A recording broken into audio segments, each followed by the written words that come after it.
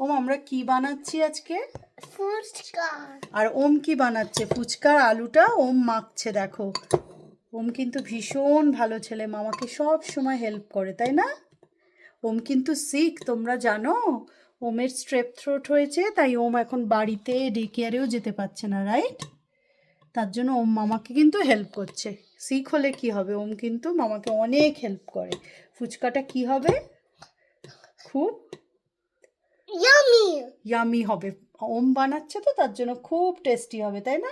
And extra tasty with magic ingredients. Magic ইনগ্রেডিয়েন্টসে extra tasty হবে।